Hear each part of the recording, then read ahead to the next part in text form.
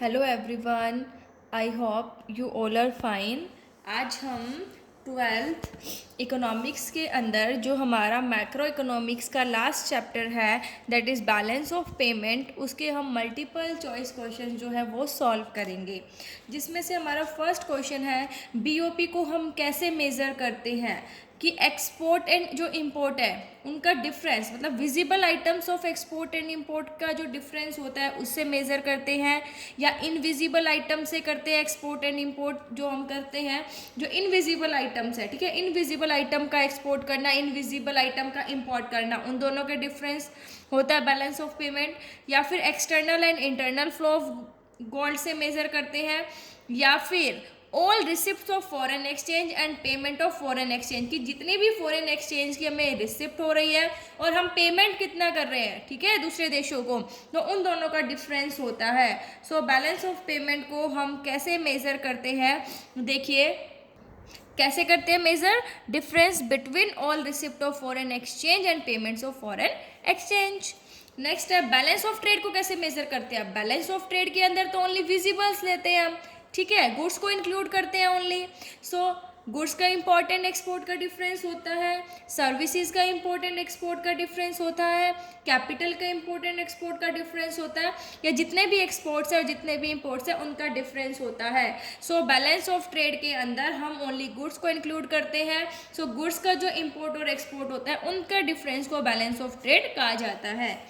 Next है in which of the following categories are the transactions of balance of trade recorded, ठीक है, इनमें से कौन सी कैटेगरी की जो है, देखो in which of the following categories are the transactions of balance of trade recorded. तो बैलेंस ऑफ ट्रेड के अंदर जो है हम कौन सी कैटेगरी की ट्रांजेक्शन्स को रिकॉर्ड करते हैं, विजिबल आइटम्स की, इनविजिबल आइटम्स की, कैपिटल ट्रांसफर्स की, ऑल ऑफ दीज। तो हमें पता है बैलेंस ऑफ ट्रेड के अंदर ओनली हम जो विजिबल आइटम्स होती हैं वही ट्रांजेक्शन्स को इंक्लूड करते हैं, उन्हीं ट्रांजेक्शन्स को रिकॉर्ड किया जाता है।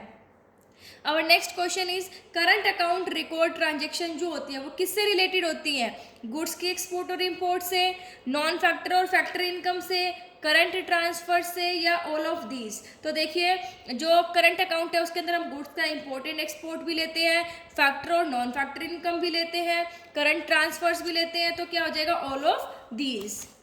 Our next question is which of the following items relates to balance of payment on capital account. इनमें से कैपिटल अकाउंट का मतलब कौन सा आइटम है बैलेंस ऑफ पेमेंट से related, foreign investment, loans, NRI non जो रेजिडेंट ऑफ इंडिया वो जो पैसा भेजते हैं, remittances, all of the above. तो देखो कैपिटल अकाउंट के अंदर हम फॉरेन इन्वेस्टमेंट जो है, लोन्स है, एनआरआई, रेमिटेंसेस है, ये सारे इंक्लूड करते हैं। सो राइट आंसर क्या होगा, all of these. Our next question is which of the following are not included in balance of trade। इनमें से बैलेंस ऑफ ट्रेड के अंदर क्या इंक्लूड नहीं किया जाता, payment of interest and dividend, जो इंटरेस्ट और डिविडेंड की पेमेंट करते हैं वो, एक्सपेंडिचर जो टूरिस्ट करते हैं वो, जो रेस्ट ऑफ द वर्ल्ड से हम बोरोइंग्स लेते हैं वो, ऑल ऑफ दीज, ठीक है। सो देखिए यहाँ पर बैलेंस ऑफ ट्रेड है, बैलेंस ऑफ ट्रेड के अंदर तो ओनली हम विजिबल आइटम्स को इंक्लूड करते हैं, गुड्स को इंक्लूड करते हैं, तो इन सभी को ही हम इंक्लूड नहीं करेंगे। तो राइट आंसर क्या होगा, all of these.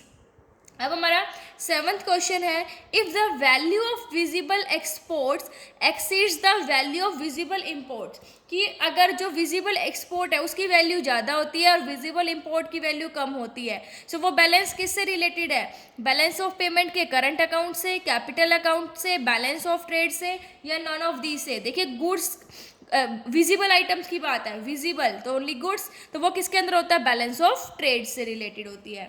Unilateral transverse किसे कहा जाता है, वन साइडेड पेमेंट को, रेसिप्रोकल पेमेंट्स को, फैक्टर इनकम्स को, या ऑल ऑफ दीज को। तो हमें पता है यूनिलेटरल ट्रांसफर्स किसे कहा जाता है, वन साइडेड जो पेमेंट्स होती हैं उसे यूनिलेटरल ट्रांसफर कहा जाता है। नेक्स्ट जो बैलेंस ऑफ पेमेंट है उसके अंदर सरप्लस कब होगा, जब रिसिप्ट पेमेंट के बराबर होंगी, या रिसिप्ट जो है वो पेमेंट से कम होंगी, या रिसिप्ट ज़्यादा होगी और पेमेंट कम होगी, बोथ ए एंड सी। तो सरप्लस फ़ायदा कब होगा, जब हमारी रिसिप्ट ज़्यादा होंगी और पेमेंट जो है वो कम होंगी, मतलब जो हमारी रिसिप्ट्स हैं वो पेमेंट से ज़्यादा होंगी। नेक्स्ट है balance of payment is in disequilibrium. Balance of payment disequilibrium कब होगा? जब करंट अकाउंट बैलेंस और कैपिटल अकाउंट बैलेंस जो है वो जीरो के इक्वल नहीं होगा, या फिर करंट अकाउंट बैलेंस और capital account balance positive number में होगा, या फिर जो करंट अकाउंट बैलेंस है और कैपिटल अकाउंट बैलेंस है वो नेगेटिव नंबर में होगा, ऑल ऑफ दिस। तो देखिए बैलेंस ऑफ पेमेंट तीनों सिचुएशन में डिसइक्विलिब्रियम होता है। भाई जीरो के इक्वल नहीं है तो इसका मतलब या तो पॉजिटिव सरप्लस होगा, नेगेटिव मतलब डेफिशिएट होगा, तो तीनों ही सिचुएशन में डिसइक्विलिब्रियम होता है। नेक्स्ट है disequilibrium in balance of payment leads to. जो डिसइक्विलिब्रियम होता है बैलेंस ऑफ पेमेंट्स में, तो उसमें क्या होता है, ऑफिशियल रिजर्व जो होते हैं आरबीआई के वो बढ़ जाते हैं, कम हो जाते हैं, बोथ ए एंड बी, या फिर नन ऑफ दीज। देखिए बैलेंस ऑफ पेमेंट डिसइक्विलिब्रियम में बढ़ भी सकती है और घट भी।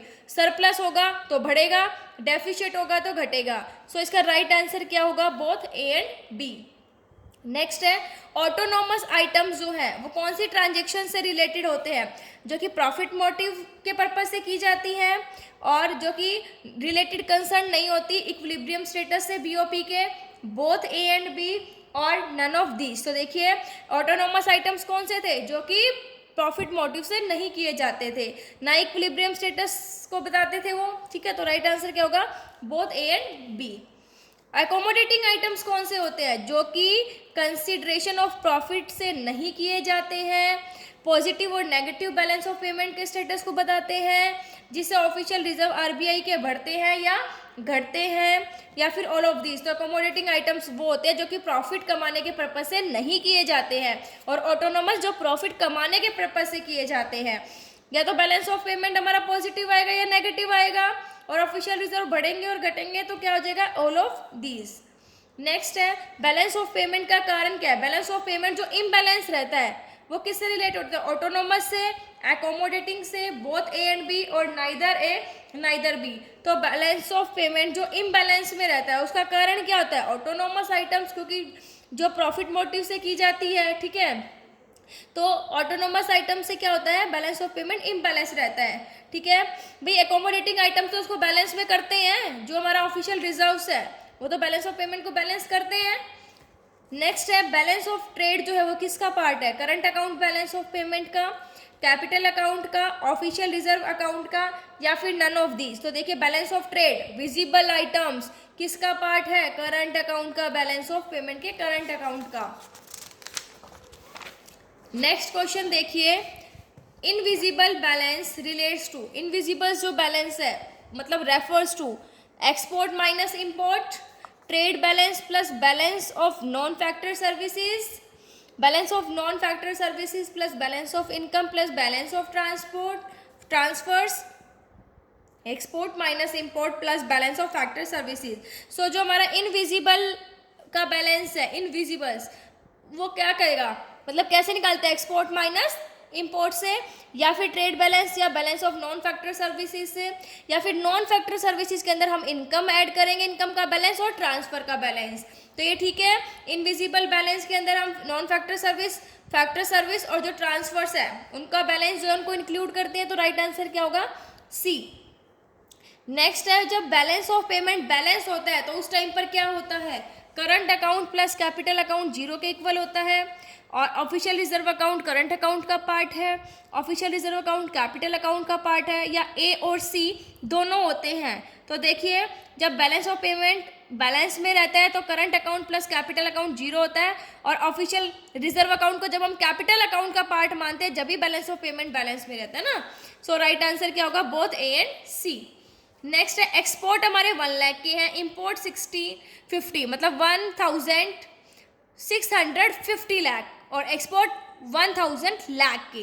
तो बैलेंस ऑफ ट्रेड क्या दिखा रहा है भाई, एक्सपोर्ट भेज हम कम रहे हैं, सेल हम कम कर रहे हैं, इंपोर्ट मंगवा ज़्यादा रहे हैं, तो घाटा हो गया, सीधी सी बात है, कितने का, 650 का, 650 लाख का घाटा हो गया। सो राइट आंसर क्या होगा हमारा, बी। नेक्स्ट क्वेश्चन है बैलेंस ऑफ ट्रेड नेगेटिव में 600 करोड़ का और एक्सपोर्ट करते हैं हम 500 करोड़ का, तो वैल्यू ऑफ इंपोर्ट कितना हो गया, देखिए कितना हो गया भाई, 600 का तो हमें पहले ही घाटा था बैलेंस ऑफ ट्रेड, और वैल्यू ऑफ एक्सपोर्ट कितनी है जो हमने एक्सपोर्ट किया, ठीक है, वो कितना है 500 करोड़। तो वैल्यू ऑफ इंपोर्ट कितनी होगी, यहाँ पे हमें वैल्यू ऑफ इंपोर्ट सो हमें इसके अंदर बताना है कि इंपोर्ट की वैल्यू क्या है। देखिए बैलेंस ऑफ ट्रेड हम कैसे निकालते हैं, एक्सपोर्ट माइनस इम्पोर्ट, ठीक है। एक्सपोर्ट की वैल्यू तो है 500 और घाटा में हो गया 600 का, ठीक है, नेगेटिव में। इसका मतलब इम्पोर्ट कितने, भाई 1100 के इम्पोर्ट करवाए होंगे, एक्सपोर्ट की 500, जब भी तो 600 का घाटा हुआ हमें, बैलेंस ऑफ ट्रेड नेगेटिव में है। सो राइट आंसर क्या होगा, 1100 करोड़। नेक्स्ट क्वेश्चन है, अगर बैलेंस ऑफ ट्रेड जो है वो 200 करोड़ 200 करोड़ का घाटा दिखाता है और इम्पोर्ट की वैल्यू है 900 करोड़, तो वैल्यू ऑफ एक्सपोर्ट जो है वो कितने होंगे। देखिए बैलेंस ऑफ ट्रेड के अंदर 200 का पहले से ही क्या है, डेफिशिएट है, इम्पोर्ट करते हैं हम 900 का। सो यहाँ पर हमें क्या बताना है, वैल्यू ऑफ एक्सपोर्ट बतानी है, ठीक है। एक्सपोर्ट की वैल्यू देखिए, यही निकाल लेते हैं, एक्सपोर्ट माइनस इम्पोर्ट होता है। अब देखिए इम्पोर्ट हमने किया 900 का, एक्सपोर्ट निकालना है और हमारे पास बैलेंस ऑफ ट्रेड के अंदर 200 रुपये का क्या आ गया, डेफिशिएट आ गया, ठीक है।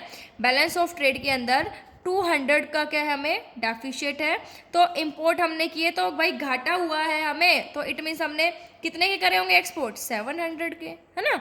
700 माइनस 900 माइनस 200 का हमें क्या आ गया, डेफिशिएट आ गया। तो राइट आंसर क्या होगा, सी। सो आई होप आपको ये चैप्टर समझ आ गया होगा।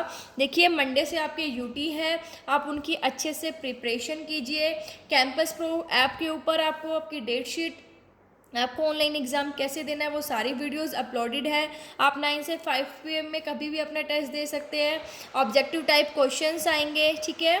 सो आई होप आपको ये चैप्टर भी समझ आ गया होगा, ये MCQs भी समझ आ गए होंगे। So all the best for your UTs. Thank you, stay safe, stay home.